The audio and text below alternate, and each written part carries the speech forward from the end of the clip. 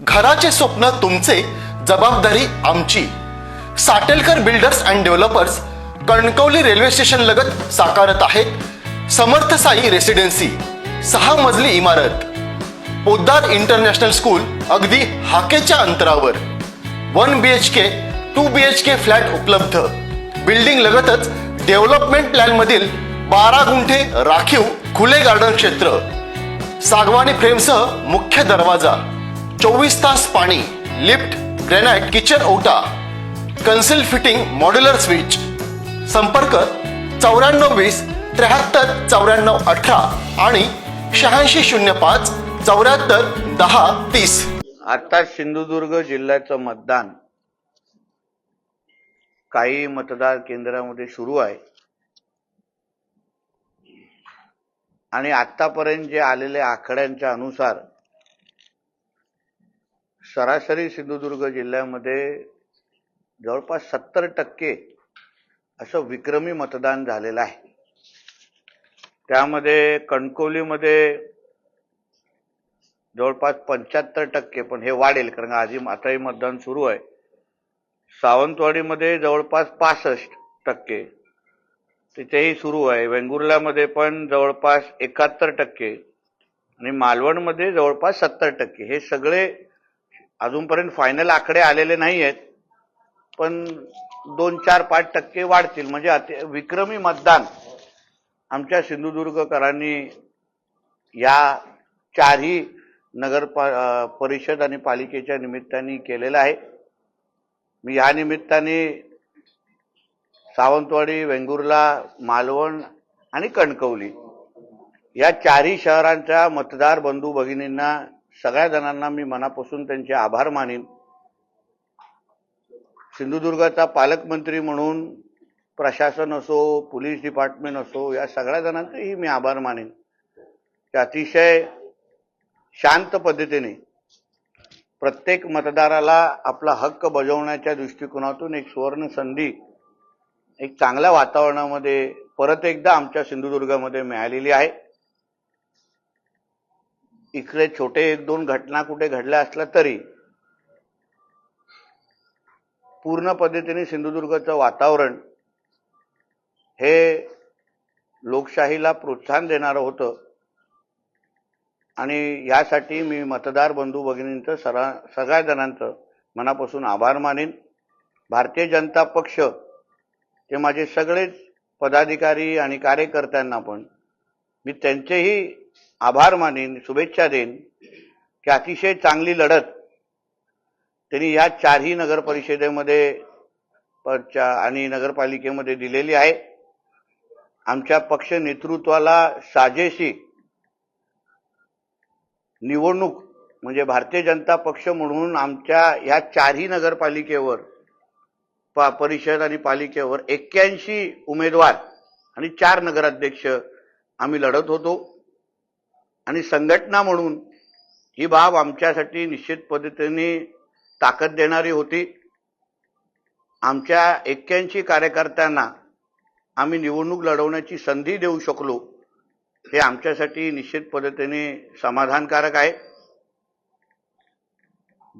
राज्याचे मुख्यमंत्री आदरणीय देवेंद्र फडणवीस साहेब आणि आमचे प्रदेश अध्यक्ष आदरणीय रवी चव्हाण साहेब आणि आमचे खासदार सन्मान्य राणे साहेब या सगळ्या नेत्यांनी जे काही सहकार्य, जो काही आशीर्वाद, जी काही ऊर्जा आम्हाला या लढाईमध्ये दिली, त्यासाठी त्यांचंही मी मनापासून धन्यवाद देईन. सिंधुदुर्ग जिल्ह्याचे जिल्हाध्यक्ष भारतीय जनता पक्षाचे आदरणीय प्रभाकर सावंतजी, त्यांच्या नेतृत्वाखाली आम्ही सगळे जणांनी या 4ही नगर परिषद, नगरपालिका ज्या पद्धतीने लढल्या, निश्चित पद्धतीने ह्या प्रत्येक भारतीय जनता पक्षाच्या प्रत्येक कार्यकर्त्याला ही निवडणूक अतिशय प्रेरणादायी होती, पक्ष संघटना मजबूत करणारी होती आणि येणाऱ्या 21 डिसेंबरला जेव्हा निकाल घोषित होईल, मला विश्वास आहे सब कुछ कमल या दृष्टिकोनातून निकाल लागतील आणि या 4ही नगर परिषदेवर भारतीय जनता पक्षाच्या विचाराचा नगराध्यक्ष आणि खालती सगळेचे सगळे नगरसेवक हेही भारतीय जनता पक्षाचेच निवडून येतील असं मी ठाम विश्वास व्यक्त करतो. आता ह्या सगळ्या गोष्टी खरं म्हटलं तर एका पातळीवर चर्चा करण्यासारख्या गोष्टी आहेत. माझी एक भारतीय जनता पक्षाचा कार्यकर्ता म्हणून ह्या बाबतीमध्ये मत व्यक्त करणं किती योग्य आहे हे मला वाटत नाही. पण जे आदरणीय मुख्यमंत्री देवेंद्र फडणवीस साहेबांची प्रतिक्रिया जी मी ऐकली त्या बाबतीमध्ये ते ऐकल्यानंतर निश्चित पद्धतीने या सगळ्या बाबतीचा कुठे ना कुठेतरी विचार होणं, कारण का कार्यकर्ता आज फार उत्साहाने ही निवडणूक लढलेला आहे. उमेदवार दिवस रात्र या निवडणुकीमध्ये मला नाही वाटत कुठे झोपलेले पण होते, पण सगळे मतदारांच्या संपर्कात राहण्यासाठी सगळ्यांनी दिवस रात्र मेहनत केली. उद्या अगर निकाल लागला असता तर अजून चांगलं झालं असतं. पण निश्चित पद्धतीने न्यायालयाचा प्रत्येक निर्णयाचा मान आपल्याला ठेवायलाच लागतो. त्यांच्याकडेही काही कारणं असतील आणि म्हणून मला असं वाटतं त्या निर्णयाचं स्वागत करणं आणि त्या बाबतीमध्ये थोडा काहीतरी अभ्यास करणं आणि आत्मपरीक्षण करणं हे मला वाटतं काळाची गरज आहे. असं हे तुम्हाला असं वाटतं, कारण का काय होतं, आपल्या प्रत्येक जण आपण मुंबईवरून ह्या निवडणुका पाहतो. निवडणुका असल्या तेव्हाच आमच्या जिल्ह्यामध्ये तुम्ही काही क्वचित जण येता आणि म्हणून तुम्हाला ग्राउंड परिस्थिती तशी माहीत नसते. आमच्या जिल्ह्यामध्ये आम्ही सगळेच राजकीय कार्यकर्ते काम करत असताना आमच्या जिल्ह्यामध्ये राजकारणाची एक संस्कृती आहे. आम्हाला एक संस्कार दिले गेलेले आहेत आणि म्हणून निवडणुकीच्या काळात निवडणूक राजकारण करणं, पण अन्य वेळी आम्ही एक दुसऱ्याची खेळीमेळीच्या वातावरणामध्ये सगळेजण असतो. आज जेव्हा युती झाली नाही तेव्हा प्रत्येक नेत्याला आपल्या आपल्या पद्धतीने आपल्या आपल्या पक्षाची बाजू मांडणं हे भागच होतं. शिवसेनेने शिवसेनेची बाजू मांडली, भारतीय जनता पक्ष म्हणून आम्ही आमची बाजू सगळ्यांना सांगत होतो. मग तिथे राष्ट्रवादी काँग्रेस आपली भूमिका मांडत होते, उभाटा मांडत होते. प्रत्येक पक्ष हे आपली आपली बाजू मांडत असल्यामुळे ते राजकारणाच्याच चष्म्यातून मला वाटतं सगळ्या गोष्टी पाहिल्या पाहिजे. कुठल्याही गोष्टी वैयक्तिक पातळीवर तर कुठल्याच गोष्टी झालेल्या नाहीत. हे तुमचे सगळे काल्पनिक सगळ्या स्टोऱ्या आहेत की असं झालं तसं झालं, हे झालं ते झालं. आता काय टीव्हीवरच्या सिरियल कदाचित कमी पडल्या असतील म्हणून आता आमच्याकडून अपेक्षा कदाचित वाढल्या आहेत की राजकारण्यांनी आमच्याकडे टीव्हीवरच्या सगळा ड्रामा द्यावा. असं काहीच नाहीये. प्रत्येक आता काही घटना ज्या घडल्या त्या निवडणूक आयोग आणि पोलीस डिपार्टमेंट या अंतर्गत आहेत त्या गोष्टी. तेव्हा ज्या तक्रार निवडणूक आयोगाकडे आलेल्या आहेत, ज्या तक्रार पोलिसांकडे आलेल्या आहेत, त्यांनी ती तक्रार ऍड्रेस केलेली आहे आणि त्या तक्रारदाराला त्या बाबतीमध्ये समाधान होईल किंवा त्याच्या तक्रारीची दखल घेतली जाईल या दृष्टिकोनातून त्यांनी त्यांचं काम केलेलं आहे. जिल्ह्याचा पालकमंत्री म्हणून माझी एवढीच फक्त अपेक्षा आहे की आमचा सिंधुदुर्ग जिल्हा हा एक पर्यटन जिल्हा आहे. आदरणीय राणे साहेबांनी ह्या जिल्ह्याला अधिकृत एक पर्यटन जिल्हा म्हणून जाहीर केलेला होता. आमच्या जिल्ह्यामध्ये पर्यटनाच्या आधारे रोजगार आणि पर्यटनाच्या आधारे गुंतवणूक ही जिल्ह्याच्या प्रतिमेच्याच अवलंबून आमच्याकडे येऊ शकते, आकर्षित आम्ही करू शकतो. म्हणून निवडणुकीचा काळ बाजूला ठेवल्यानंतर परत एकदा आता उद्यापासून जिल्ह्याच्या विकासासाठी, जिल्ह्याला एक आदर्श जिल्हा बनवण्यासाठी आणि इथे पर्यटन आकर्षित करण्यासाठी ज्या काही घटना निवडणुकीच्या काळात त्या पक्षांना त्या निवडणुकीच्या चौकटीत राहून अगर त्या घडल्या असतील, मला असं वाटतं आजच्या दिवशी त्या सगळ्या गोष्टी थांबवल्या पाहिजे. आमच्या जिल्ह्याची प्रतिमा कुठेही त्याला गालबोट लागता कामा नये, कारण का येणारा पर्यटक, येणारी गुंतवणूक हे मग उंबरट्यावर राहून विचार करतात की इथे जायचं का. असं आमच्या जिल्ह्यामध्ये कायदा आणि सुव्यवस्थेची काही परिस्थिती नाही. आज बघा सगळीकडे एवढं विक्रमी मतदान झालेलं आहे. 70% अगर चांगलं मतदान अगर ज्या जिल्ह्यामध्ये होत असेल तर ह्या जिल्ह्यामध्ये अतिशय चांगल्या वातावरणामध्ये निवडणुका केल्या गेल्या आहेत, खेळीमेळीच्या वातावरणामध्ये केल्या गेल्या आहेत. आमच्या जिल्ह्यामध्ये साक्षरतेचं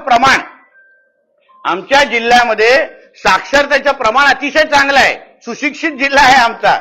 म्हणून आम्हाला कुठल्या गोष्टी गांभीर्याने घ्यावा, कुठल्या गोष्टीबद्दल आमच्या रोजगार, धंदे, नोकऱ्या, आमच्या जिल्ह्याची प्रतिमा खराब करावी ह्याची चांगली जाणीव आम्हा लोकांना आहे, चांगली जाणीव आहे. म्हणून मला असं वाटतं त्या गोष्टी आता या निवडणूक संपल्यानंतर सगळा विषय संपलेला आहे. उद्यापासून परत एकदा आमच्या जिल्ह्याला एक विकसित जिल्हा बनवण्याच्या दृष्टिकोनाचा प्रवास, दळदळी उत्पन्नामध्ये आम्हाला फार मोठी झेप घ्यायची आहे आणि त्या दृष्टिकोनातून आमचा प्रवास सुरू राहणार आहे. या सगळ्या निवडणुकी त्याचा पुरावा त्यांनी द्यावा ना. मला असं वाटतं हे सगळे आरोप करणं फार सोपं आहे. कारण का आरोप केल्यानंतर टीव्हीवर आपल्या स्टोऱ्या चालतात, आपल्या बातम्या चालतात. पण अगर तुम्हाला आरोप करायचा असेल, त्याचा अगर पुरावा तुम्ही दिला, निवडणूक आयोग सारखी एवढी सक्षम संस्था आहे ना आपल्या देशात, आपला एक लोकशाही प्रधान देश आहे, पारदर्शक पद्धतीने निवडणूक घेणारा क्वचितच आपल्या शेजारच्या देशांच्या अनुसार आपला देश आहे. आणि म्हणून कोणाला अगर वाटत असेल की बाबा इथे पैसे देऊन अगर निवडणूक लढवल्या जातात, तरी निवडणूक आयोगाकडे जावं, तक्रार द्यावी, पुरावा द्यावा. अगर सत्य आढळलं त्याच्या वेळीची दखल घेतली जाईल आणि कारवाई होईल ना. हो, तर माझं एवढंच म्हणणं आहे, त्या भाग्यांमध्ये काय आहे ते तपासलं जावं. नुसतं ट्विट करून आरोप खरे होत आहेत का, माझं असं म्हणणं आहे. ट्विट करून आरोप खरे होत असतील तर आपण सगळेजण एक दुसऱ्याबद्दल ट्विट करत राहू ना. राजकीय आरोप ह्या निवडणुकीच्या काळात होणं भाग आहे, पण पुरावे सकट अगर आपण बोललो तो निश्चित पद्धतीने त्या आरोपाला काय अर्थ राहतो ना. म्हणजे तुम्ही एक बाजूने अगर विचार करा, लोकसभेमध्ये इथे उभाटा आणि महाविकास आघाडीवाले हरले, त्यांनी लगेच धनशक्तीचा विजय झाला. विधानसभेला हरले तर धनशक्तीचा विजय झाला. पण 2014ला जेव्हा ते जिंकले तेव्हा आम्ही धनशक्तीचं बोललो का? आम्ही तेव्हा पराजित झालो ना. लोकांनी आम्हाला नाकारलं, आमच्या चुका दाखवून दिला, आम्हाला घरी बसवलं. आम्हाला 10 वर्ष लागली परत सिंधुदुर्ग जिल्ह्याच्या लोकांचा विकास जिंकण्यासाठी. आणि म्हणून मला असं वाटतं आपण अतिशय खेळीमेळी वातावरणामध्ये स्पोर्ट्समॅनशिप ज्याला म्हणतो, तुम्ही जेव्हा, आणि त्याच्याही पलीकडे महत्वाचं, आपण सिंधुदुर्ग जिल्ह्याच्या मतदारांचा अपमान का करतोय? आरोप करताय तुम्ही त्यांच्या म्हणे. तुम्हाला असं म्हणायचं आहे का सगळे विकलेले आहेत, माझ्या जिल्ह्याच्या जनतेचा तुम्ही असा अपमान करणार आहात का? ते आम्ही नाही सहन करणार. आमच्या जिल्ह्याची जनता सुज्ञ आहे. आमच्या जिल्ह्याची जनता कधी त्यांनी 14ला याच उभाटा आणि याच महाविकास आघाडीवाल्यांना संधी दिली होती ना, दिली होती. तेव्हा का नाही जिल्ह्यातले मतदार चुकीचे वाटले? 2 वेळा विनायक राऊतांना निवडून दिलं का? तेव्हा वाटले नाही की हे विकले गेलेले आहेत? जेव्हा राणे साहेबांना निवडून दिलं, जेव्हा भारतीय जनता पक्षाला निवडून दिलं, तेव्हा तुम्हाला धनशक्ती आठवते? हे नैतिक दृष्टिकोनातून चुकीचं आहे ना, मला असं वाटतं. तुम्ही आमच्या जिल्ह्याच्या जनतेचा अपमान कोणी करू नये, मतदारांचा अपमान कोणी करू नये, हा मताचा मी आहे. आणि तुमच्याकडे पुरावे आहेत ना, जावा निवडणूक आयोगाकडे द्या आणि मोकळे व्हा. ते तक्रारीचं स्वीकारतील आणि योग्य ती कारवाई करतील. ताज्या अपडेट्स आणि ताज्या बातम्यांसाठी आजच सबस्क्राईब करा आपला Sindhudurg digital news channel. Like करा, शेअर करा, कमेंट करा आणि महत्त्वाचं म्हणजे बेल आयकॉनला क्लिक करायला विसरू नका.